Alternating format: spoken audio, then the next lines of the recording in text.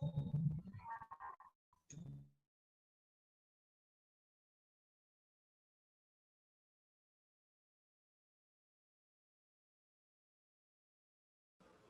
evening, everyone.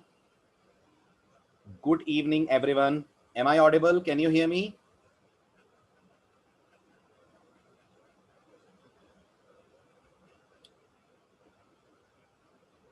चलिए, कोई query, कोई question regarding the last lecture?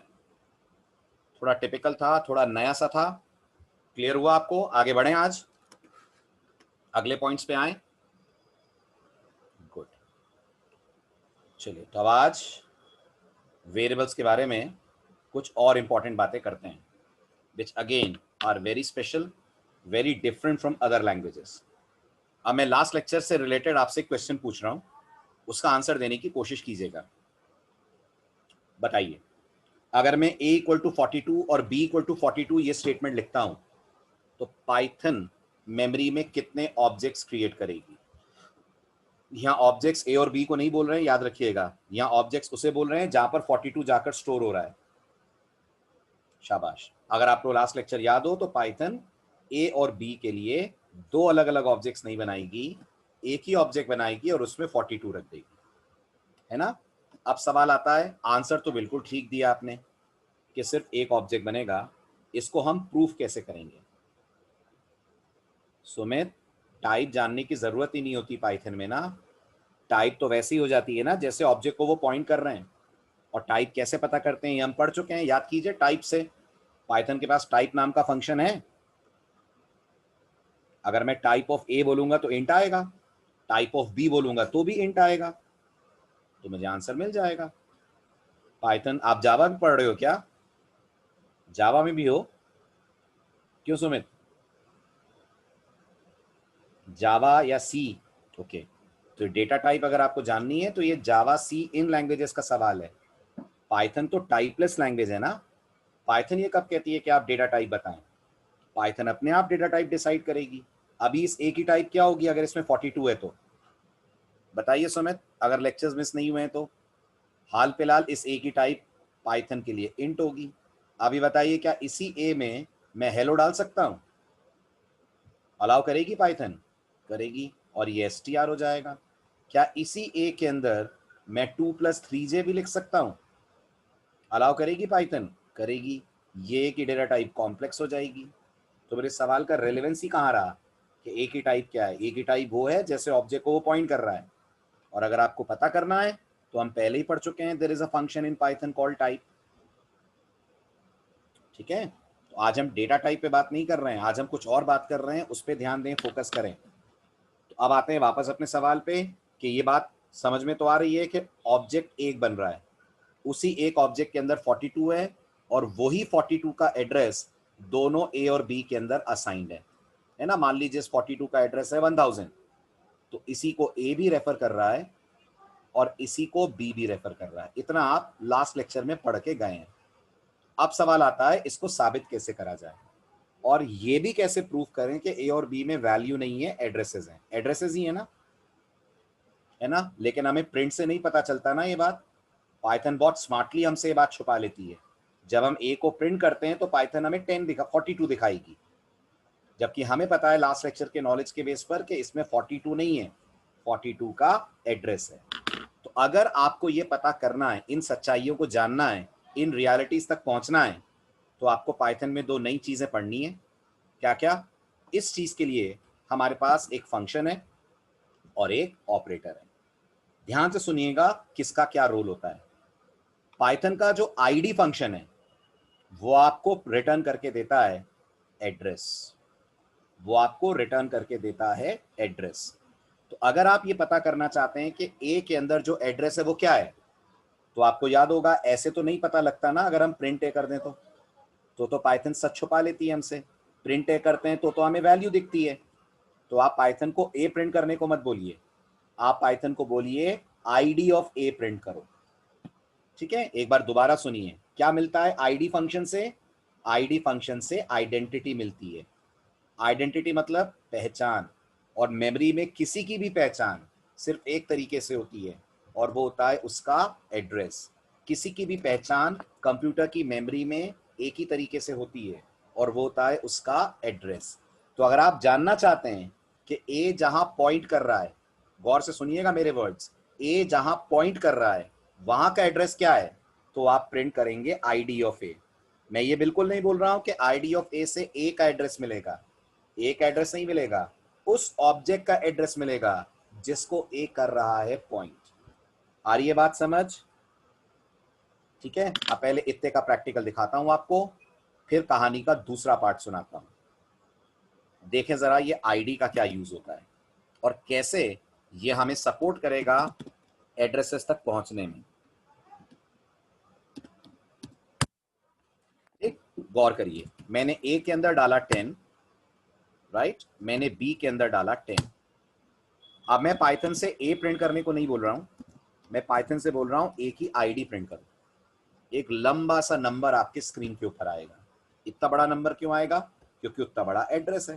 ठीक, ये है उस ऑब्जेक्ट का एड्रेस जिसको हमारा ए वेरिएबल कर रहा है पॉइंट। मतलब अगर मैं डायग्रामेटिकली इस चीज को दिखाऊं तो ये ए होगा, ओके, ए पॉइंट कर रहा होगा हीप एरिया में एक ऑब्जेक्ट को, हीप में ही करेगा, यस और नो? हीप एरिया के अंदर इंटीजर क्लास का ऑब्जेक्ट बना होगा। ठीक, क्या नाम है इस ऑब्जेक्ट का बताइए, जल्दी बताइए, इस ऑब्जेक्ट का क्या नाम है जिसको ए पॉइंट कर रहा है? कोई नाम नहीं है। पाइथन में ऑब्जेक्ट्स एनोनिमस होते हैं, अननेम्ड होते हैं, कोई नाम नहीं होता। तो फिर इसकी पहचान, इसकी पहचान इसका एड्रेस है। बिल्कुल वैसे जैसे सी में पॉइंटर्स होते हैं और वो वेरिएबल को पॉइंट करते हैं, ऐसे ये ए ऑब्जेक्ट को पॉइंट कर रहा है। और इस ऑब्जेक्ट का हमारे इस एग्जाम्पल के हिसाब से ये एड्रेस है। समझ रहे हैं? ये जो इतना बड़ा दिख रहा है ना, 87912436755584, ये इसका एड्रेस है और 10 इसके अंदर की वैल्यू है। आ रहा है समझ? ठीक है, अब ये बताइए क्या यही एड्रेस बी में भी होगा? क्या कहते हैं, अगर लास्ट लेक्चर याद हो तो, क्या बिल्कुल सेम एड्रेस बी में भी होगा? यस और नो, प्लीज रिस्पॉन्ड। 100% यही एड्रेस बी में भी होगा। स्क्रीन क्लियर कर रहा हूं, अच्छे से देखो आप, दोनों एड्रेस सेम आ रहे हैं, आ रहे हैं, राइट? ओके, क्या यही एड्रेस सी में भी होगा? अगर सी में 20 डाला मैंने तो ना, बिल्कुल अलग होगा। चेक करिए, सी में जो एड्रेस है वो कुछ और है, और अगर मैं डी में 20 डालूंगा तो वही एड्रेस होगा जो सी में है। हाँ, बिल्कुल वही एड्रेस होगा जो सी में है। आ रही है बात समझ? पॉइंट क्लियर हो रहा है? ओके, ऐसे ही देखिए, मैंने कहा name1 is equal to Sachin, name2 is equal to Sachin.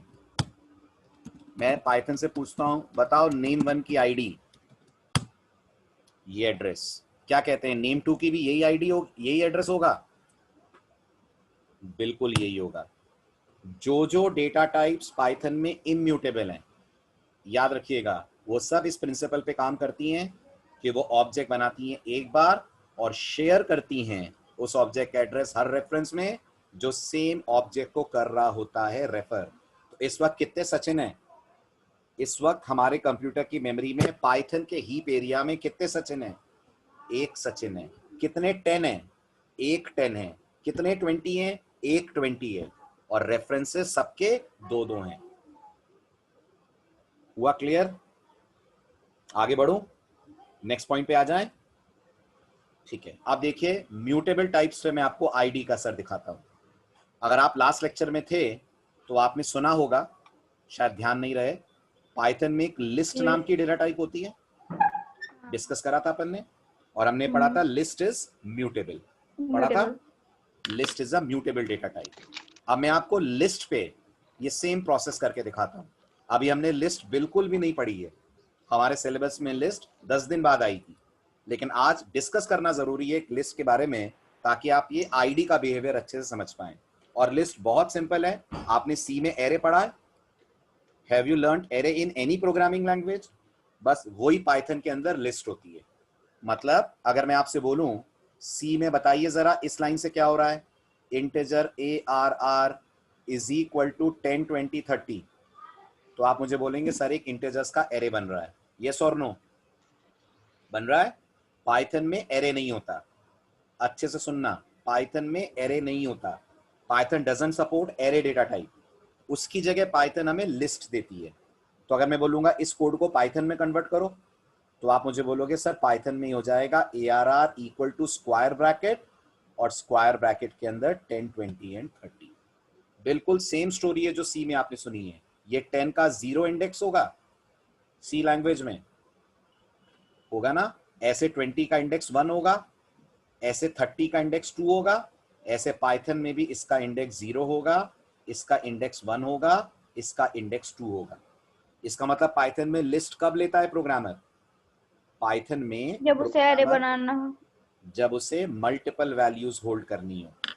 जब भी प्रोग्रामर को अपने कोड में मल्टीपल डेटा आइटम्स होल्ड करने होते हैं, तो प्रोग्रामर अपने कोड के अंदर यूज करता है एरे। आई बात समझ में? पॉइंट क्लियर हुआ? ठीक है, now coming back to our main topic. List तो हम बाद में पढ़ेंगे डिटेल में, अच्छा खासा चैप्टर है लिस्ट, कम से कम 4 लेक्चर का टॉपिक है। अभी मैंने सिर्फ आपको हिंट दिया है। अब नोटिस करिए, मैंने एक लिस्ट तैयार करी nums1 के नाम से, उसके अंदर मैंने डाला 10, 20, 30, और फिर मैंने एक और लिस्ट तैयार करी nums2 के नाम से, उसमें भी डाला 10, 20, 30। आराम से सोच के समझ के बोलिएगा, ऑब्जेक्ट एक बनेगा कि दो? Yes Vikas, ID built in function है, बहुत बढ़िया। ऑब्जेक्ट दो बनेंगे, क्यों? एक नहीं बनेगा बेटा, दो बनेंगे, दो बनेंगे। ये म्यूटेबल टाइप्स हैं। जब म्यूटेबल टाइप्स हैं तो कैसे अपन कह रहे हैं कि एक ऑब्जेक्ट बनेगा? मून, कमल, आंचल, आप लोग कैसे कह रहे हो ये? Pranay, didn't we discuss that mutable types immutable से अलग बिहेवियर शो करती हैं, राइट? तो अब दो ऑब्जेक्ट बनेंगे। अगर आपको लग रहा है सर प्रूफ क्या है, दो प्रूफ है। पहला प्रूफ लीजिए, अगर एक ऑब्जेक्ट बनेगा तो आप मानते हैं दोनों की आईडी सेम आएगी? व्हाट डू यू से? अगर एक ऑब्जेक्ट बनेगा तो आप एग्री करते हैं दोनों की आईडी सेम आएगी? ठीक है, तो चेक कर लेते हैं अपन। सब कुछ हमारे सामने सिस्टम पे आ जाएगा, हमें ज्यादा बात करने की जरूरत ही नहीं है। ठीक है, nums1, sorry my mistake, ID of nums1, ये है nums1 की आईडी, और ये है nums2 की आईडी। सेम आनी चाहिए ना, अगर ऑब्जेक्ट एक ही है तो, राइट? चेक करिए क्या आईडी आ रही है, सेम आ रही है क्या? क्या सेम आईडी आ रही है? नहीं आ रही है, बिल्कुल नहीं आती है। आ रही है मेरी बात समझ? राइट? तो लिस्ट म्यूटेबल डेटा टाइप है, तो इसका मतलब आप अगर 4 बार लिस्ट बनाएंगे तो वाकई में 4 लिस्ट बनेंगी।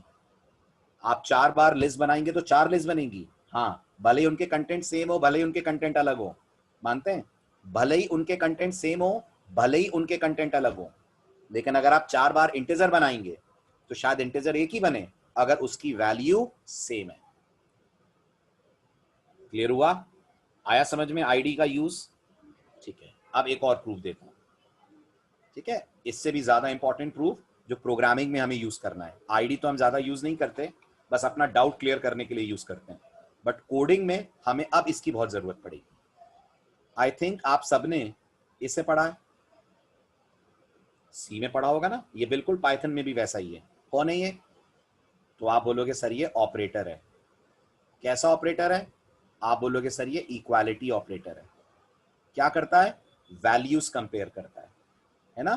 पाइथन में इसी के जैसा एक ऑपरेटर और है। ये कौन है? ये भी ऑपरेटर है। तो पाइथन में ऑपरेटर्स के नाम होते हैं? हाँ, पाइथन में ऑपरेटर्स के नाम भी होते हैं। कुछ ऐसे ऑपरेटर्स हैं पाइथन में जो नाम से जाने जाते हैं।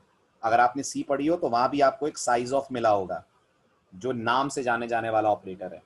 ऐसे पाइथन के अंदर भी इज नाम का एक ऑपरेटर होता है। क्या करता है इज कंपेयर करता है एड्रेसेस।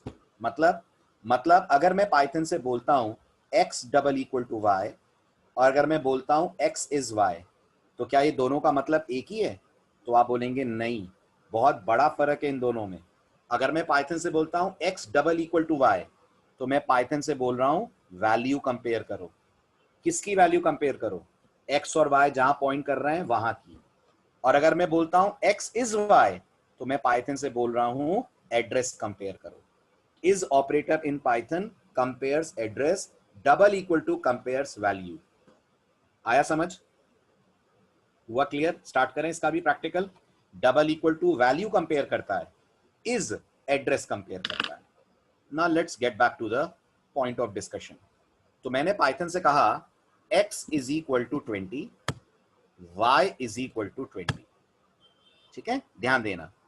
अगर मैं पूछता हूं x double equal to y, क्या लगता है आपको पाइथन क्या जवाब देगी? याद रखिएगा, पाइथन कुछ सवाल का जवाब हमेशा हाँ ना में देती है, और हाँ ना मतलब ट्रू फॉल्स है, 1-0 नहीं है यहां पर। शाबाश। तो पाइथन बोलेगी ट्रू। जब मैं पाइथन से बोलूंगा x इज y, तो पाइथन अब 20 और 20 कंपेयर नहीं करेगी, अब वो कंपेयर करेगी x और y के अंदर एड्रेसेस।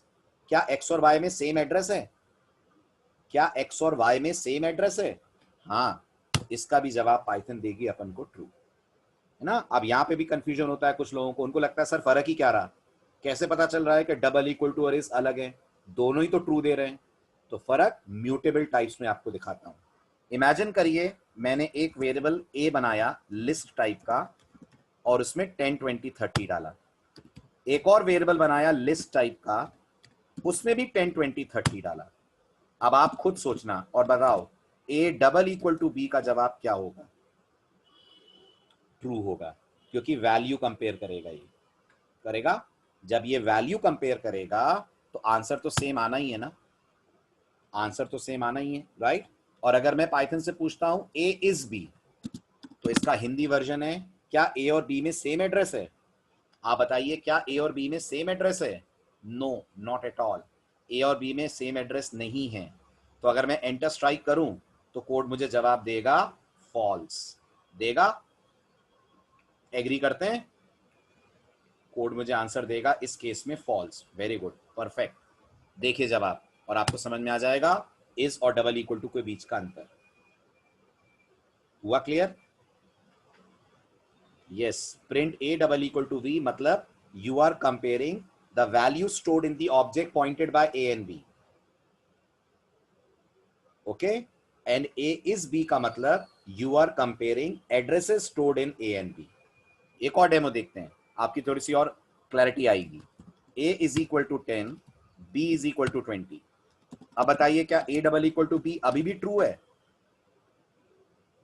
क्या a double equal to b अभी भी ट्रू है? No, now you will get false.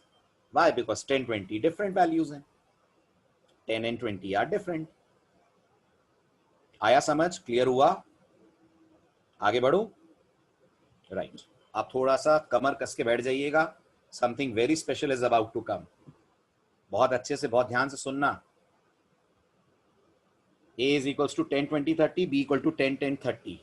फिर क्या करना है शालू? इसके बाद, इसके बाद क्या करूं? a double equal to b के a is b?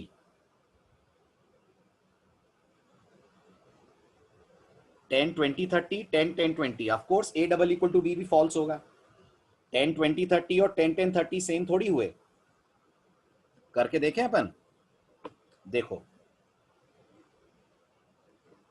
a is equals to 10 20 30, oh sorry, b is equals to 10 10 30। यही कह रहे हैं ना शालू आप? दोनों को पहले प्रिंट करके देख लेते हैं। तो a में है 10 20 30, b में है 10 10 30। करेक्ट? इनका कंपैरिजन करने को कह रहे हैं, कर लेते हैं। करिए print a double equal to b. Everyone can guess answer false आना है, क्योंकि सेम इंडेक्स पे वैल्यू सेम नहीं है ना, अलग अलग वैल्यूज हैं। Okay, shall I proceed? Right. अब मैं कह रहा हूं थोड़ा ध्यान से पढ़ना, ना things will become much more interesting and a little bit complicated. ठीक, चलिए। तो आपने आईडी पढ़ लिया, आपने इस पढ़ लिया, स्लाइड में सारे नोट्स हैं। ठीक है, ए इज बी करने पर भी फॉल्स ही आएगा ना? हाँ अभिषेक, वो तो आना ही है, वो तो हमेशा ही फॉल्स आना है म्यूटेबल टाइप्स के लिए। आ रहा है समझ अभिषेक? म्यूटेबल टाइप के लिए ए इज बी तो हमेशा ही फॉल्स आना है। चेक करिए, अनलेस एंड अनटिल आप ए में बी असाइन कर दें। ये भी समझ रहे हैं? अगर मैं ये कह देता हूं ना b इज इक्वल टू ए, तब a इज b ट्रू हो जाएगा, है ना, क्योंकि ये लिखने के बाद अब b ने वहीं पॉइंट करना शुरू करा जहां a पॉइंट कर रहा है। क्लियर हुआ?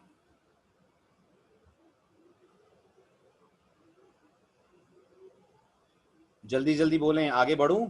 यहां तक क्लियर है? ठीक है, तो अब मैं कह रहा था थोड़ा ध्यान से पढ़िएगा, वेरी वेरी स्पेशल। अब मैं आपको क्वेश्चंस दूंगा, आप आंसर देंगे। स्टार्ट करें? ठीक है, बताइए।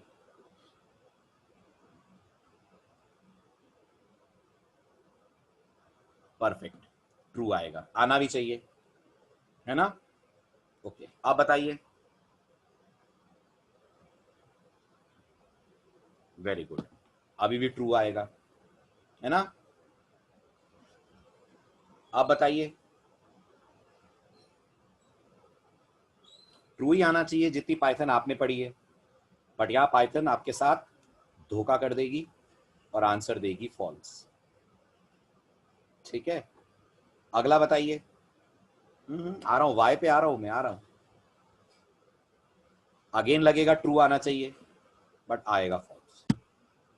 ठीक, अब आता है सवाल, ऐसा कैसे हो गया? और ऐसा अगर हो गया तो क्या जो हमने पढ़ा था वो गलत? इंटीजर क्या इम्यूटेबल नहीं होते जो नए नए बन रहे हैं?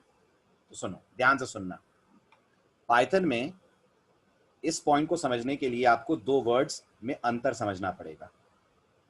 विवेक, मतलब मैं बता रहा हूं, उसके बाद आप डिसीजन लेना। सुन तो लो पहले ध्यान से। मतलब b इक्वल टू ए करेंगे तो b a का रेफरेंस बन जाएगा, b a का रेफरेंस नहीं बन जाएगा, a और b सेम जगह पर रेफर करने लगेंगे। समझ आ रहा है? रेफरेंस तो वो ऑब्जेक्ट का बनेगा, रेफरेंस कभी रेफरेंस का नहीं बनता, वो ऑब्जेक्ट को पॉइंट करने लगेंगे। ठीक है, अब सुनो ध्यान से। ठीक, अब हम इस सवाल का जवाब ढूंढने जा रहे हैं कि जब हम a और b में -6 डाल रहे हैं तो a इज b फॉल्स क्यों आ रहा है? यही है ना दिमाग में सवाल, क्यूरोसिटी, जबकि आना तो ट्रू चाहिए, जैसा पढ़ रहे हैं जैसा समझ रहे हैं। तो सुनिए, इसके लिए आपको दो वर्ड्स में अंतर समझना पड़ेगा। एक होता है इम्यूटेबल, ठीक है, एक होता है रीयूजेबल। ठीक, इम्यूटेबल का मतलब मैं एक बार फिर आपको समझाता हूं। इम्यूटेबल का मतलब है एक बार ऑब्जेक्ट में जो डेटा आ गया वो डेटा कभी चेंज नहीं होगा। यही समझा है ना आपने इम्यूटेबल का मतलब, है ना? और बिल्कुल सही है, पूरी जिंदगी जब तक पाइथन में आप रहेंगे तब तक ये मतलब नहीं बदलेगा। एक बार जो ऑब्जेक्ट में कंटेंट आ गए वो कभी चेंज नहीं होंगे, दैट इज इम्यूटेबिलिटी। लेकिन अब पाइथन में एक छोटा सा ट्विस्ट है। -5 से लेकर 256 तक, ये एक रेंज हो रही है ना, -5 से 256 रेंज हो रही है ना। कितने नंबर आ रहे हैं इस रेंज में? -5 से 256 तक कितने नंबर आ रहे हैं? टोटल नंबर बताइए कितने हैं ये? -5 से 256, कैसी बात कर रहे हैं, क्या बात कर रहे हैं? -5 से 256, 251 नंबर है। हाँ, 262 नंबर हुए ना। दो, अरे भाई मेरे, 0 to 256, 257 नंबर तो यही हो गए। फिर -1, -2, -3, -4, -5, 5 नंबर और जोड़ो तो 262 नंबर हुए ना टोटल, है ना? तो सुनिए गौर से, ये जो 262 नंबर्स हैं which are ranging from -5 to 256, Python इनके साथ कुछ स्पेशल करती है। पाइथन इनके साथ कुछ स्पेशल करती है। क्या स्पेशल करती है?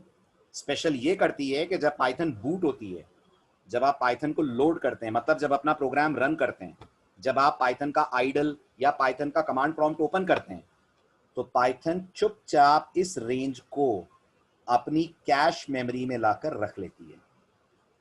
कहां रख लेती है? कैश मेमोरी में लाकर रख लेती है। अच्छा, तो उससे क्या होता है? उससे ये होता है कि जब भी आप लोग इस रेंज के बीच का कोई नंबर उठाते हैं, पाइथन उसे फ्रेश एलोकेट नहीं करती मेमोरी में, अपने कैश से आपको सप्लाई कर देती है, राइट? लेकिन जब आप इस रेंज के बाहर जाते हैं, जब आप इस रेंज को छोड़ते हैं, तो पाइथन हर वैल्यू के लिए नया ऑब्जेक्ट क्रिएट करती है। जब आप इस रेंज के बाहर जाते हैं तो पाइथन हर वैल्यू के लिए नया ऑब्जेक्ट क्रिएट करते हैं। मैं अभी भी कह रहा हूं सब के सब पाइथन में इम्यूटेबल है इंटीजर्स में। ये मत सोचिएगा सर इसका मतलब -6 इम्यूटेबल नहीं है, इम्यूटेबल है, लेकिन -6 रीयूजेबल नहीं है। रीयूजेबल का मतलब कॉपी एक बनेगी, इम्यूटेबल का मतलब कॉपी चेंज नहीं होगी। हम लोगों ने क्या गलती कर ली, हम लोगों ने ये समझ लिया इम्यूटेबल और रीयूजेबल एक ही चीज है, इसलिए हमें ये लेक्चर या ये वाला पॉइंट क्लियर नहीं हो रहा है, बट हो जाएगा। गौर से सुनिए, immutability and reusability are two different things. अगर मैं पूछूंगा बताइए पाइथन में इंटीजर में कौन सी वैल्यू इम्यूटेबल है, आपका जवाब होगा सारी। सारी वैल्यूज पाइथन में जो इंटीजर फैमिली को बिलोंग करती हैं वो इम्यूटेबल हैं। फिर मैं पूछूंगा कौन कौन सी वैल्यूज रीयूजेबल हैं, तो आप बोलोगे सर रीयूजेबल एक फिक्स रेंज की वैल्यूज हैं और वो रेंज है -5 से 256। इसका मतलब आपके प्रोग्राम में आप कभी भी इस रेंज के बीच का नंबर लेंगे तो पाइथन कभी उसकी 2 कॉपीज नहीं बनाएगी। लेकिन अगर आप इस रेंज के बाहर जाएंगे तो पाइथन उतनी बार कॉपी क्रिएट करेगी जितने आप बनाएंगे नए नए वेरिएबल। इसका मतलब इन दोनों -6 का एड्रेस अलग अलग होगा। क्या बोलते हैं, इन दोनों -6 का एड्रेस अलग अलग होगा, 100% अलग अलग होगा। इन दोनों -6 का एड्रेस 100% अलग अलग होगा। लेकिन वो जो आप देख रहे हैं -5 से 256, उसमें सबका एड्रेस सेम होगा। और एक बात सुन लीजिए, ये जो -5 से 256 है, इसे कभी गार्बेज कलेक्टर डिस्ट्रॉय नहीं करता। क्यों नहीं करता, क्योंकि ये हमेशा पाइथन के द्वारा कैश में मेंटेन रहते हैं, और जब ये कैश में रहते हैं तो कुछ और भी रेफरेंसेस हैं जो इन लोगों को कर रहे होते हैं पॉइंट, जो इन लोगों को कर रहे होते हैं पॉइंट। इसका मतलब मैं आपको परसों का लेक्चर याद दिलाता हूं। मैंने परसों आपसे कहा था जब हम पाइथन में बोलेंगे a = 10 तो एक ऑब्जेक्ट बनेगा जिस ऑब्जेक्ट के अंदर 3 चीजें आएंगी। कहा था मैंने आपसे, डिड आई से दैट, याद है आपको? मैंने कहा था एक तो इसकी वैल्यू होगी जो 10 है, एक इसकी क्लास का नाम होगा जो इंट है, और एक इसका रेफरेंस काउंट है। मैंने आपसे क्या कहा था, इसका रेफरेंस काउंट 1 होगा, यही कहा था ना। अब आज मैं कह रहा हूं 1 नहीं होगा, कुछ और होगा। क्यों कुछ और होगा? क्योंकि ऑलरेडी ये 10 पाइथन के कैश में बैठा हुआ है, और आपके ए से पहले पाइथन के अपने वेरिएबल्स इस 10 को ऑलरेडी पॉइंट कर रहे हैं। तो फिर ये 10 मेमोरी छोड़ के कब जाएगा? ये 10 मेमोरी छोड़ के तब जाएगा जब आप प्रोग्राम बंद करेंगे, जब पाइथन अनलोड होगी, जब पीवीएम मेमोरी से हटेगा। तो पाइथन -5 से 256 की रेंज को स्पेशल मानती है। क्यों मानती है उसका रीजन भी आपको मैं दूंगा, पहले कहानी का फर्स्ट पार्ट सुन लीजिए। पाइथन -5 से 256 की रेंज को स्पेशल मानती है, और क्या करती है वो इस रेंज के साथ? इस रेंज के साथ थोड़ा अलग बिहेवियर करती है। क्या अलग बिहेवियर है? वो पहले ये 262 नंबर मेमोरी में लेकर बैठ जाती है। उससे क्या होता है? उससे होता है कि जब प्रोग्राम रन टाइम पे इन वैल्यूज को एक्सेस करता है तो पाइथन को अलग से हीप में स्पेस देकर इन्हें क्रिएट नहीं करना पड़ता, और काम जल्दी हो जाएगा। क्या बोलते हैं? काम जल्दी हो जाएगा। अगर आप a = 10 बोलेंगे तो पाइथन जल्दी से a को 10 से कनेक्ट कर देगी। हाँ, और अगर आप इसी a के अंदर डालेंगे 300 तो पाइथन को इस 300 को मेमोरी में लाने में समय लगेगा।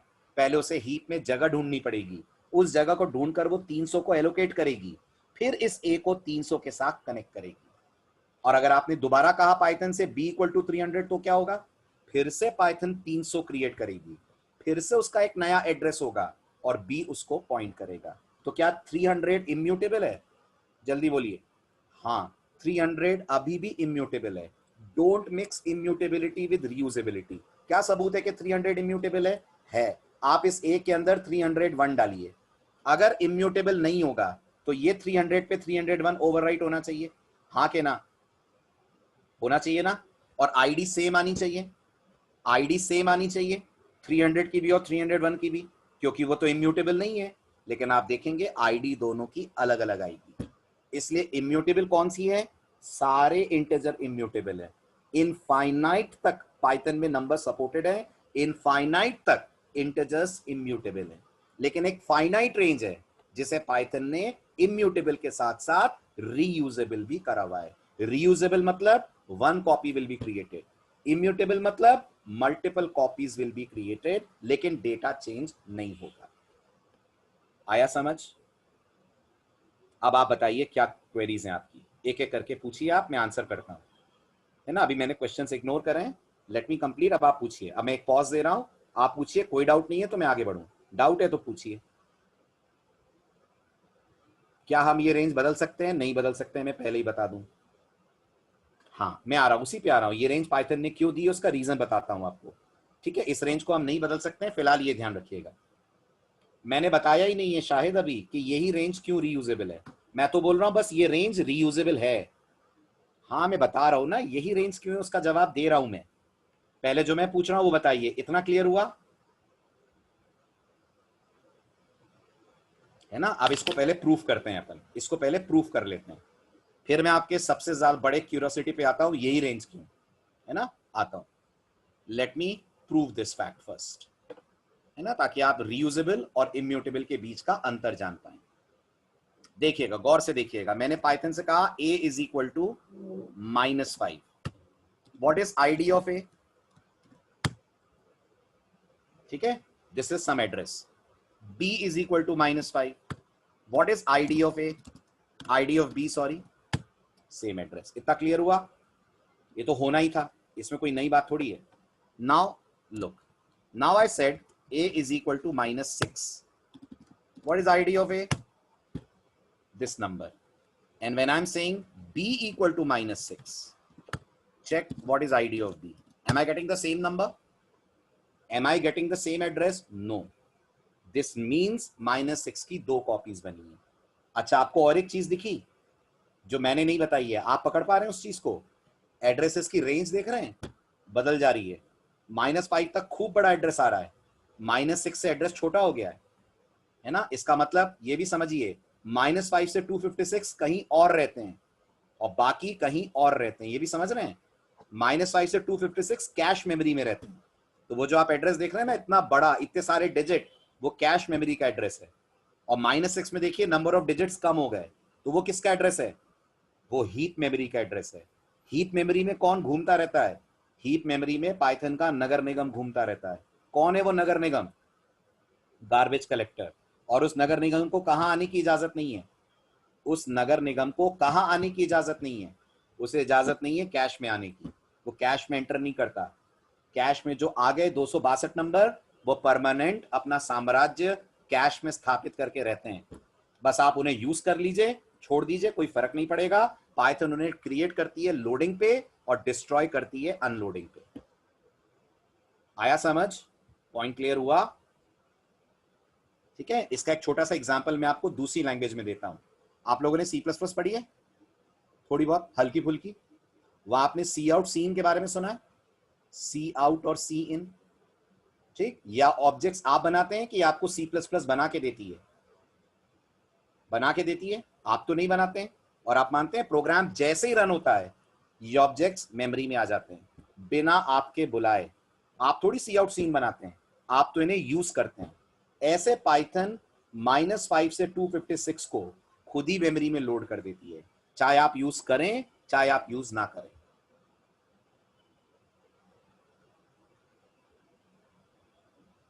लिस्ट के बारे में कैलाश लिस्ट पढ़ाते वक्त बताऊंगा मैं आपको, अभी बताऊंगा तो आप कंफ्यूज हो गए, अभी छोड़ दो, फॉरगेट अबाउट लिस्ट। अभी आप रीयूजेबिलिटी और इम्यूटेबिलिटी में फर्क समझो। अच्छा, अब एक और बात बताइए, क्या -6 इम्यूटेबल है? बिल्कुल है, 100% इम्यूटेबल है। प्रूफ देता हूं मैं। अब मैं a में -7 डालता हूं, ध्यान से देखिए। अगर मैं a में -7 डाल रहा हूं और -6 इम्यूटेबल नहीं है, तो -6 पे -7 ओवरराइट होना चाहिए, यस और नो, है ना? और आईडी सेम आनी चाहिए जो -6 की थी। नहीं आएगी, देखिए आईडी डिफरेंट आएगी। आई डिफरेंट, डिफरेंट आई, आया फर्क? समझ आया इम्यूटेबिलिटी और रीयूजेबिलिटी के बीच में? राइट। अब आता हूं आपके सवाल पे, सर -5 से 256 की, तो पाइथन की जो बनाने वाली ऑर्गेनाइजेशन है PSF, इन लोगों ने इस बात को ऑब्जर्व करा कि लोग जब पाइथन में कोड्स लिखते हैं, प्रोग्राम्स बनाते हैं, तो वो अधिकतर इस रेंज के बीच में इंटीजर्स यूज करते हैं। बहुत रेयर कभी ऐसा होता है कि प्रोग्रामर इस रेंज के बाहर जाए। तो पाइथन की टीम को ऐसा लगा कि जब इस रेंज के नंबर, हर प्रोग्रामर 80% प्रोग्रामर इस रेंज के नंबरों को यूज करते हैं, लूप चलाते हैं तो 1 से 10 का नॉर्मली चलाते हैं, कुछ कोडिंग करते हैं तो करते हैं इसी तरह के नंबरों के बीच में, तो पीएसएफ को लगा क्यों ना इस रेंज के नंबरों को पहले से मेमोरी में रख दें, ताकि अगर ये इतने पॉपुलर नंबर्स हैं प्रोग्रामर के बीच में तो रन टाइम पे पीवीएम को ज्यादा समय नहीं लगेगा इन मेमोरी को, इन वेरिएबल्स को मेमोरी में लोड करने के लिए। And that was the reason उन्होंने इस पर्टिकुलर रेंज को एक स्पेशल रेंज माना और उस रेंज को उन्होंने मेमोरी में लोड करा। यानी इसके पीछे टेक्निकल कम नॉन टेक्निकल रीजन ज्यादा है। दैट मीन्स अब अगर फिर पाइथन वाले सर्वे करें, सुनना, अगर फिर पीएसएफ की टीम सर्वे करे प्रोग्रामर्स को लेकर और अब उसको लग रहा है नहीं अब आजकल प्रोग्रामर्स यूज कर रहे हैं -10 से 500, तो कोई बड़ी बात नहीं है, पाइथन के आने वाले वर्जन में -10 से 500 की रेंज कैश रेंज के अंदर आ जाए। आ रहा है समझ? क्लियर हो रहा है? जैसे चुनाव से पहले सर्वे होता है, फिर पार्टीज अपना मैंडेट बनाती हैं वोटर्स को प्रभावित करने के लिए, ऐसे पाइथन का ये सर्वे है। इसमें मेरा और आपका कोई रोल नहीं है, पीएसएफ की टीम का सर्वे है। उन्होंने एनालिसिस करा है, खूब सारे प्रोग्रामर्स के कोड ऑब्जर्व करें, गेटअप पे करें, बहुत जगह करें, और वहां उनको देखकर ऐसा लगा कि ये एक रेंज है जो काफी पॉपुलर है कोडर्स के बीच में। उन्होंने इस रेंज को फिक्स कर दिया और इस रेंज की कर दी कैशिंग। आ रहा है समझ में? अभी तक तो नहीं हुआ है, मैं ये नहीं कह सकता कि आगे होगा कि नहीं होगा, लेकिन ये रेंज उन्होंने अपनी तरफ से सेट करी हुई है। इतना क्लियर हुआ? नहीं आयुष, यहां कोई डेटा साइंस नहीं है, यहां उनकी अपने ऑब्जर्वेशन है, दैट्स इट। आई बात समझ? ठीक है, लेकिन मैं एक बात और बोलूंगा, इस रेंज पे रिलाय मत करिएगा।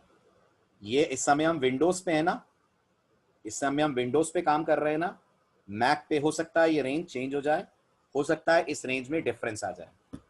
इसलिए ये ऐसी बात है जो आपके दिमाग में होनी चाहिए, बट इसके ऊपर बिल्कुल थ्रस्ट नहीं कर रहा हूं मैं कि नहीं ये तो गारंटी है कि यही रेंज कैश होगी।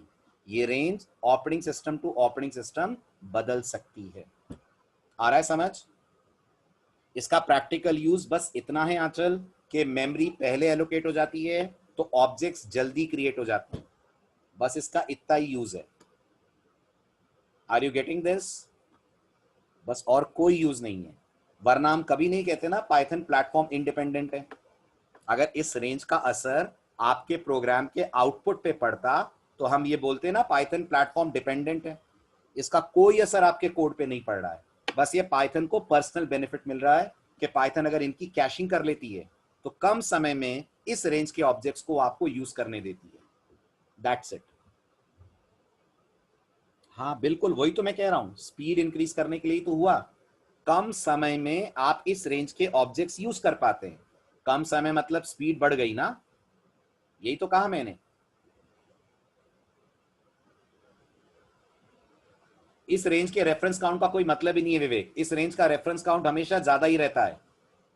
इस रेंज का रेफरेंस काउंट हमेशा ज्यादा ही रहता है, क्योंकि ऑलरेडी कैश के रेफरेंसेस इसे पॉइंट कर रहे होते हैं, पाइथन के अपने रेफरेंसेस इसे पॉइंट कर रहे होते हैं। ठीक है, आ रही है बात समझ? आप में से किसी ने जावा पढ़ी है? आप में से किसी ने जावा पढ़ी है? तो मैं आपको जावा में भी इसका डेमो देता हूं। जावा में आपने पढ़ा होगा खूब सारे पैकेजेस होते हैं, पढ़ा है? java.util, java.io, java.sql, और आपने सुना होगा जावा में एक पैकेज होता है java.lang। इसमें कुछ स्पेशल है?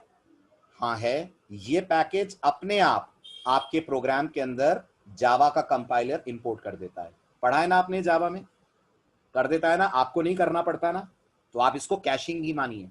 जैसे कंपाइलर अपने बेनिफिट के लिए इस पैकेज को ले आता है, पाइथन अपने बेनिफिट के लिए इस रेंज के नंबरों को मेमोरी में लाकर रख देती है। आया समझ?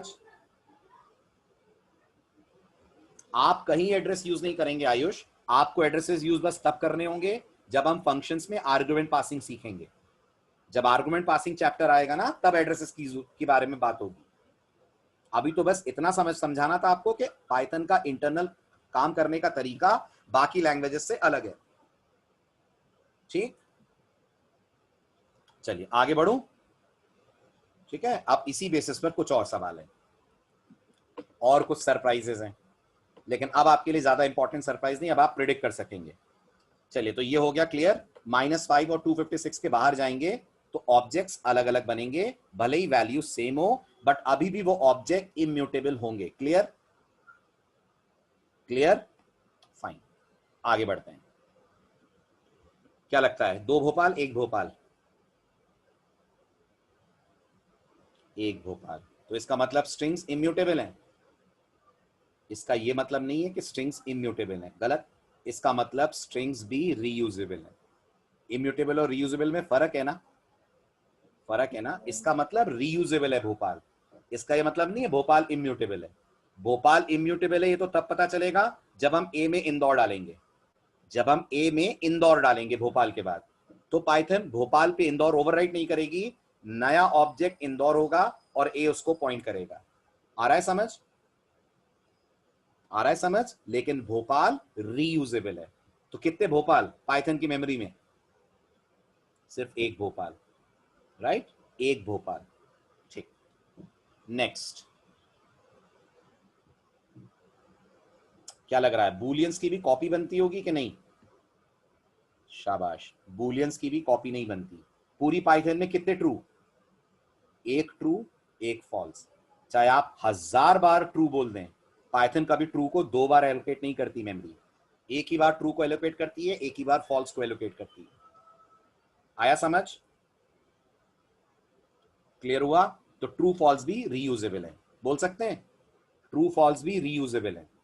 परसों पढ़ रहे थे हम इम्यूटेबल, इम्यूटेबल तो सब है, लेकिन रीयूजेबल को चुनिंदा वैल्यूज हैं। तो ट्रू फॉल्स रीयूजेबल हैं, स्ट्रिंग के कॉन्स्टेंट्स रीयूजेबल हैं, और इंटीजर की एक खास रेंज रीयूजेबल है। आगे बढ़े। हाँ, ये भी कैश में रहता है, इन्हें भी कभी नहीं हटाती पाइथन कैश से। आप यूज करो ना करो, ये कैश में रहेगा। क्लियर, चलिए नेक्स्ट। क्या लगता है,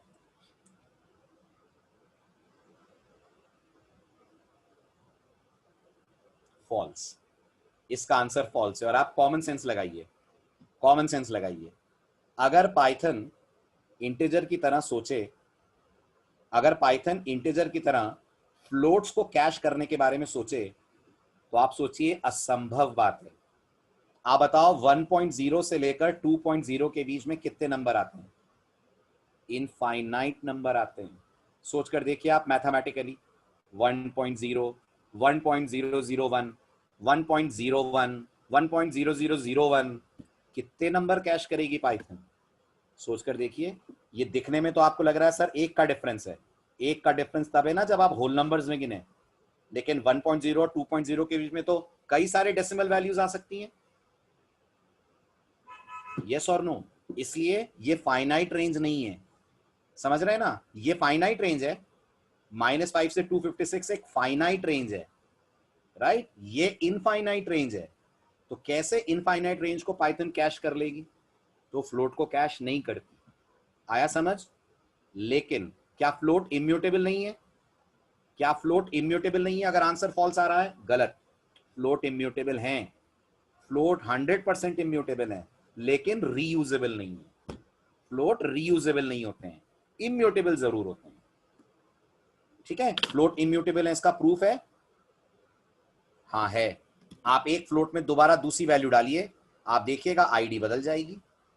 चेक करिए, मैंने x में डाला 1.5, x की आईडी पता करी, ठीक है, फिर इसी x पे मैंने डाला 1.6। अगर फ्लोट इम्यूटेबल नहीं होंगे तो आईडी सेम आनी चाहिए ना, लेकिन गौर करिए आईडी डिफरेंट आएगी। इसका मतलब 1.5, 1.6 सब अलग अलग मेमोरी ले रहे हैं। Sumit, how can you count? आप बताओ सुमित, 1.0 से बी के से लेकर 2.0 के बीच में कितने नंबर आते हैं? बताओ सुमित, कैश कितने नंबरों का होगा? तो फिर इनफाइनाइट हो गए तो कैश कैसे कर लोगे? कितनी पाइथन कितनी कॉपी बनाएगी? -5 से 256 तो हमने गिन लिया, ये टोटल 262 नंबर हैं। ये कितने नंबर हैं 1.0 से 2.0? ये तो काउंटिंग ही पॉसिबल नहीं है। जब काउंटिंग ही पॉसिबल नहीं है तो कैशिंग कैसे होगी इनकी? यस और नो? पाइथन के पास बूलियन कितने हैं? पाइथन के पास कितने बूलियन है? 2 ही हैं, एक ट्रू एक फॉल्स। तो उनकी कैशिंग कर लेती है वो, उसमें कोई दिक्कत नहीं है उसे। फ्लोट की कैशिंग कैसे करेगी वो? फ्लोट की रेंज तो बहुत बड़ी है ना। आया समझ? ठीक, ऐसे ही कॉम्प्लेक्स, याद करिए कॉम्प्लेक्स इंटरनली फ्लोट बन के सेव होते हैं, बताया था मैंने आपको। कॉम्प्लेक्स इंटरनली ये 2 और 3.0 हैं, ये 2 और 3 नहीं है, ये 2.0 और 3.0 है। तो हर कॉम्प्लेक्स इंटरनली फ्लोट में कन्वर्ट हो जाता है, तो फिर इनकी कैशिंग होती होगी नहीं होती होगी, नहीं हो सकती। तो पाइथन कॉम्प्लेक्स को भी सेकंड कॉपी बना कर देती है। क्लियर, आया समझ, फर्क समझ में आ गया रीयूजेबिलिटी और इम्यूटेबिलिटी के बीच में।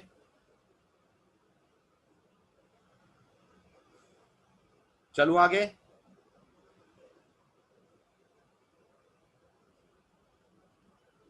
हाँ वही नंबर्स रखती है, डिजिट नहीं, नंबर आयुष।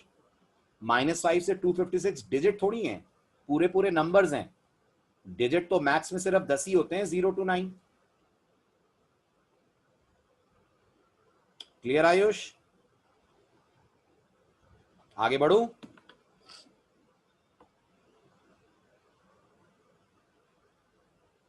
चलिए अब आते हैं अगले टॉपिक पे। टॉपिक था पिछली स्लाइड का, वो टॉपिक मैंने मिस कर दिया था इसलिए, ताकि आपको वेरिएबल्स के बारे में पढ़ा पाऊं। अब आते हैं अपन इस टॉपिक पे, which is very important topic, and the topic is called type conversion. ठीक है, तो स्लाइड में इसके नोट्स हैं, स्लाइड नंबर 7 के अंदर। मैं आपको सीधे व्हाइट बोर्ड पे पढ़ा रहा हूं, नोट्स आप स्लाइड 7 से रेफर कीजिएगा। तो एक स्लाइड पीछे जा रहे हैं अपन। चलिए सुनिए, ये बताइए, ये वर्ड आपने प्रोग्रामिंग में पहले कभी सुना है या फर्स्ट टाइम सुन रहे हैं? Have you heard this word in any of the languages? सुना होगा, ठीक है। तो जिन्होंने सुना है आपके लिए एक रिवीजन, जिन्होंने नहीं सुना है मैं आपको बता देता हूं ये क्या होता है। जब आप दुनिया की किसी भी लैंग्वेज में a = b करते हैं, तो आपको पता होगा इस वेरिएबल की वैल्यू इस वेरिएबल में कॉपी हो जाती है, हो जाती है ना। मैं पाइथन की बात नहीं कर रहा हूं, मैं बहुत जनरल प्रोग्रामिंग की बात कर रहा हूं। ठीक है, कोई बात नहीं शेखर, सुनिए, बहुत जनरल प्रोग्रामिंग की बात कर रहा हूं कि अगर आप a = b करते हैं तो b की वैल्यू a में असाइन हो जाएगी, हो जाएगी कि नहीं? हो जाएगी। अब हो सकता है a और b दोनों की डेटा टाइप सेम हो सकता है दोनों की डेटा टाइप अलग अलग हो सकता है कि नहीं। मैं पाइथन की बात नहीं कर रहा हूं, है ना, पाइथन में मत सोचिएगा, क्योंकि पाइथन में डेटा टाइप मैटर नहीं करती, है ना। अब अगर a और b दोनों की डेटा टाइप अलग अलग है, तो कंपाइलर्स b वेरिएबल की वैल्यू को a वेरिएबल के हिसाब से कन्वर्ट करते हैं, और ये कन्वर्जन प्रोग्रामिंग की दुनिया में कहलाता है टाइप कन्वर्जन। ये कन्वर्जन प्रोग्रामिंग की दुनिया में कहलाता है टाइप कन्वर्जन। जैसे सी प्रोग्रामिंग लैंग्वेज में अगर मैंने कहा a = 1.5 और a की डेटा टाइप इंटीजर है, तो आप मानते हैं a और 1.5 अलग अलग टाइप की वैल्यूज हैं, हाँ के ना? हैं। तो जब C का कंपाइलर 1.5 a में डालता है, तो 0.5 ड्रॉप करके a में लाता है सिर्फ 1, मानते हैं? तो कंपाइलर ने क्या करा, कंपाइलर ने 1.5 को इंटीजर में कन्वर्ट करते हुए a में असाइन कर दिया। यस और नो? कर दिया। इस बिहेवियर को इन जनरल कंप्यूटर साइंस में बोलते हैं टाइप कन्वर्जन। यहां तक क्लियर है?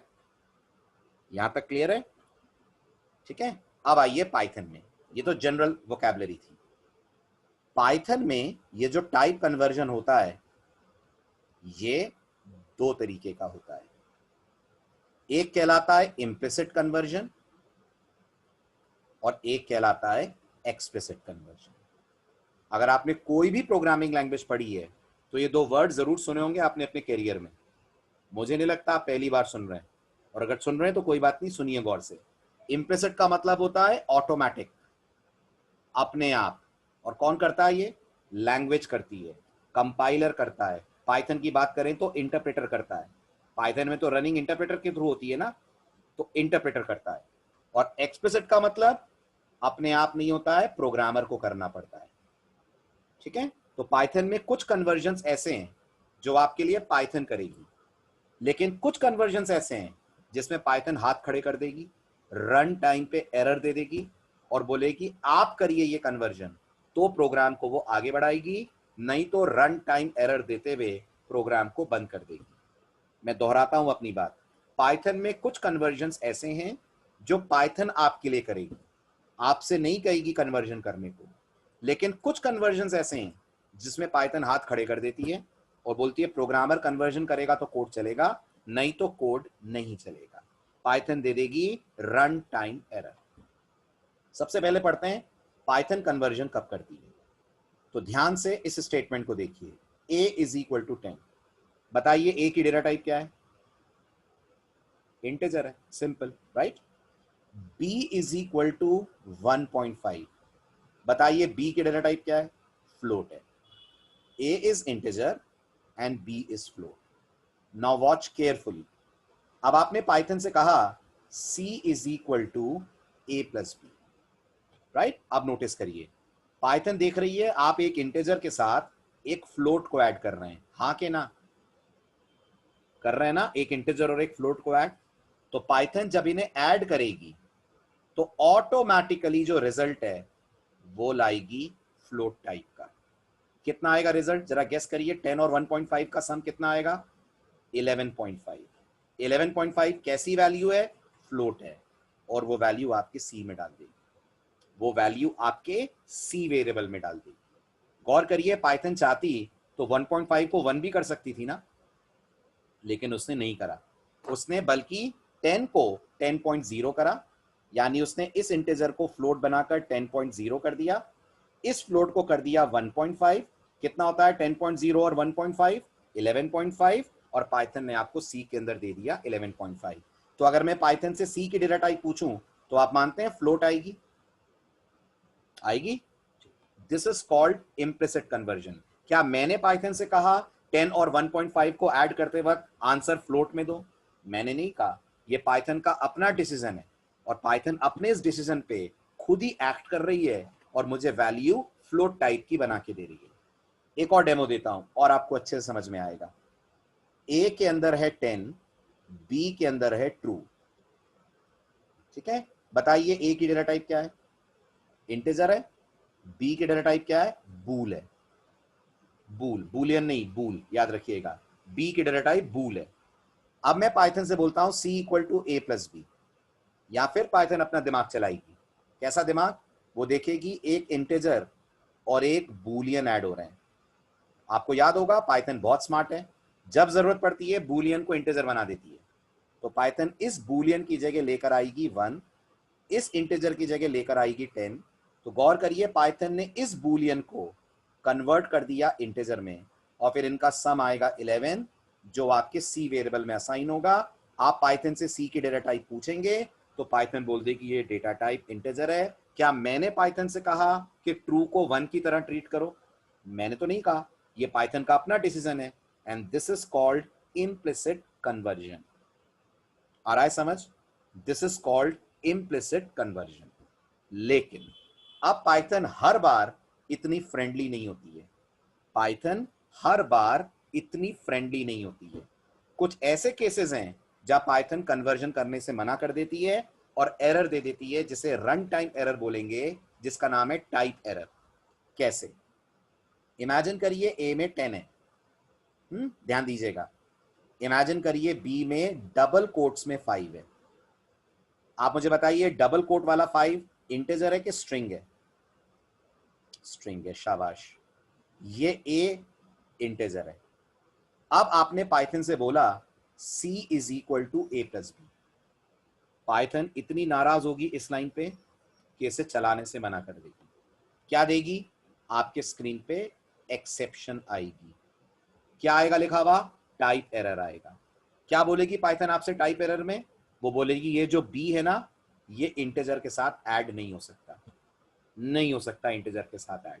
अब आप बताइए, पाइथन चाहती तो इस एडिशन को परफॉर्म कर सकती थी? चाहती तो कर सकती थी ना, लेकिन नहीं करा उसने। जावा जैसी लैंग्वेजेस कर देती हैं, लेकिन पाइथन नहीं करती। पाइथन दे देती है एरर। फिर क्या होगा? फिर पाइथन कहेगी अगर प्रोग्रामर कहेगा तो फिर इस एडिशन को परफॉर्म करा जा सकता है। अब इसमें प्रोग्रामर के पास दो ऑप्शन है, या तो वो 10 को स्ट्रिंग बना दे, या तो वो 10 को स्ट्रिंग बना दे। तो गेस करिए, दोनों ऐड करने पर 105 आएगा। कंकैटिनेट हो जाएंगे ना अगर 10 स्ट्रिंग बन जाए तो। और या फिर वो 5 को इंटीजर बना दे। तो 5 को इंटीजर बनाएंगे तो सम 15 आएगा। ठीक है, ये आप डिसाइड करिए क्या करना है। तो मुझे लगता है 10 + 5 में 15 मुझे चाहिए, तो मैं पाइथन से बोलूंगा a प्लस, अभी बताइए b की डेटा टाइप क्या है, स्ट्रिंग। मैं पाइथन बोलूंगा इसको इंट बना दो, और ये बोलने के लिए मैं एक फंक्शन कॉल कर रहा हूं। गौर से देखें सभी लोग, मैं एक फंक्शन कॉल कर रहा हूं जो बिल्कुल डेटा टाइप के नाम का फंक्शन है, और फंक्शन का नाम है पाइथन में इंट। क्या हो रहा है इस लाइन से, a is equal to int of b से आप पाइथन को बोल रहे हैं जो b डबल कोट वाला 5 है उस b को 5 बना दो। फर्क है डबल कोट वाले 5 और खाली 5 में, फर्क है, बहुत बड़ा फर्क है। ठीक, आपको याद होना चाहिए ये वाला 5, ये वाला 5 और ये वाला 5 सब के सब पाइथन में स्ट्रिंग्स हैं। ये वाला 5 पाइथन में इंटीजर है। तो अगर मैंने पाइथन से बोला इंट ऑफ b, तो पाइथन इसको 5 बना देगी। अब क्या होगा, 10 और 5 का सम, अब 10 और 5 का सम 15 होगा। तो ये कन्वर्जन हमने करा, बिल्कुल ये कन्वर्जन हमने करा, और इस तरीके का कन्वर्जन पाइथन की दुनिया में कहलाता है एक्सप्लिसिट कन्वर्जन। आई बात समझ, पॉइंट क्लियर हुआ?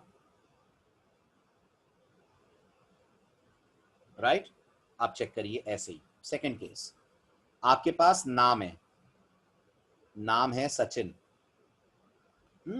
नाम के साथ रोल नंबर है, रोल नंबर है 10। राइट, अब जब आप पाइथन से बोलेंगे नेम प्लस रोल नंबर, आप मानते हैं एरर आएगी? नहीं करेगी पाइथन, कारण वो कभी कंकैटिनेट या ऐड स्ट्रिंग और इंट या स्ट्रिंग के साथ किसी को भी नहीं करती है, किसी को भी नहीं करती है। ध्यान दीजिएगा, खाली इसमें प्रॉब्लम नहीं है, पाइथन को तो इसमें भी प्रॉब्लम है। अगर आपने बोल दिया ना नेम इक्वल टू सचिन और x इक्वल टू ट्रू, अब आपने पाइथन से बोला नेम प्लस x, तब भी दे देगी वो एरर, कारण पाइथन बोलती है स्ट्रिंग के साथ कौन कंकैटिनेट हो सकता है? जल्दी आंसर दीजिए। स्ट्रिंग के साथ सिर्फ स्ट्रिंग कंकैटिनेट हो सकती है, कोई और नहीं हो सकता। तो फिर क्या करना पड़ेगा, फिर आपको इसे कन्वर्ट करना पड़ेगा स्ट्रिंग में। इसे स्ट्रिंग में कैसे कन्वर्ट करेंगे? तो गौर करिए, जैसे इंट है वैसे str भी है पाइथन के पास। क्या करेगा str ऑफ x, इस ट्रू को स्ट्रिंग बना देगा। ट्रू को स्ट्रिंग बना देगा मतलब ये तो सचिन है ही, डबल कोट्स में ये डबल कोट्स वाला ट्रू बन जाएगा। फिर क्या होगा, सचिन और ट्रू का कंकैटिनेशन, सचिन और ट्रू का कंकैटिनेशन सचिन ट्रू बनकर आपके सामने आएगा। नहीं हसनैन नहीं लिख सकते, यहां इंट फंक्शन है हसनैन, समझिए ध्यान से। पैरेंथेसिस फंक्शन के बाद लगता है कि फंक्शन के ऊपर लगता है? इंट एक फंक्शन है यहां पर, तो फिर आप कैसे इंट के ऊपर पैरेंथेसिस लगा देंगे? नहीं चलेगा आयुष, अंदर ही 10 + 5 पे एरर आ जाएगी। सभी लोग जवाब दें, आयुष ने ये पूछा है 10 प्लस डबल कोट में 5, इसका जवाब क्या है? आंसर करें। एरर है, पहले 10 + 5 होगा, पहले ही गड़बड़ हो जाएगी। जब पहले ही पाइथन को यहां 5 दिखेगा वो एरर दे देगी। राइट, तो आप इसे ऐसे नहीं लिखें, आप इसे लिखें 10 प्लस इंट ऑफ 5, ये दोनों ऐड होंगे तो आपको 15 मिलेगा। आया समझ, क्लियर हुआ? ठीक है, ऐसे कितनी डेटा टाइप है पाइथन के पास? 14 डेटा टाइप है। तो ऐसे 14 फंक्शंस हैं जिनका नाम डेटा टाइप के नाम पे है। पैरेंथेसिस के अंदर आप वैल्यू डाल दीजिए, वो उस वैल्यू को उस डेटा टाइप में कन्वर्ट कर देंगे। बट ये भी मत सोचिएगा सर हमेशा कर देंगे क्या कन्वर्ट, नहीं। जब आप नॉनसेंस कन्वर्जन करने को कहेंगे तो आ जाएगी एरर। कैसे? मान लीजिए आपने पाइथन से कहा इंट ऑफ भोपाल, क्या पाइथन इस स्थिति में है कि वो भोपाल को इंटीजर बना दे? नहीं है, पाइथन दे देगी इसमें एरर, मना कर देगी, आपको कोड नहीं चलाएगी। ये मत सोचिएगा सर आस्की भी तो आ सकती है, नहीं आएगी। इवन ये भी नहीं चलेगा। बहुत से लोग सोचते हैं सर ये तो चलना चाहिए, इंट ऑफ ए से 65 मिलना चाहिए, नहीं मिलेगा। आप याद करिए, मैंने आपको पहले ही बताया है, अगर आपको आस्की चाहिए तो पाइथन के पास फंक्शन होता है जिसका नाम होता है ORD, बताया था मैंने आपको। राइट, तो इनमें अंतर समझिएगा। Int of a is not at all going to run, ये नहीं चलेगा। क्योंकि पाइथन इसको देख ही नहीं रही है आस्की की तरह। उसे ये समझ में नहीं आ रहा ए को इंटीजर कैसे बनाया जा सकता है जब ए पे डबल कोट लगे हुए हैं। तो क्लियर हुआ? राइट। लास्ट पॉइंट, इंटीजर तब भी काम नहीं करेगा जब आप उसे कोई डेसिमल वैल्यू डबल कोट्स में दे देंगे। ये नहीं चलेगा, कारण पाइथन को ये डॉट समझ में नहीं आता। पाइथन को ये डॉट समझ में नहीं आता। ये हो गया 2.5 और पाइथन नहीं जानती कि डॉट का इंटीजर कैसे बनेगा। पाइथन नहीं जानती डॉट का इंटीजर कैसे बनेगा। आचल वो ऑलरेडी इंटीजर है, जिसे आप इंट में कन्वर्ट कर रहे हैं वो ऑलरेडी इंटीजर है। ORD ऑफ ए तो 65 है ही ना, उसका इंट बना के क्या कर लेंगे अपन? लगाइए कॉमन सेंस। अगर मैं इसको टाइप में डालूं, बताइए आंचल इसका आंसर क्या आएगा? टाइप ORD ए। सभी लोग आंसर दें, क्या देगी पाइथन इस पे जवाब? इंट देगी। और क्या देगी? वो ऑलरेडी इंटीजर है जब ORD से आ रहा है तो फिर उसका वापस इंट बनाने का कोई सेंस नहीं है। लेकिन चलेगा, मैं नहीं कह रहा हूं कि एरर है।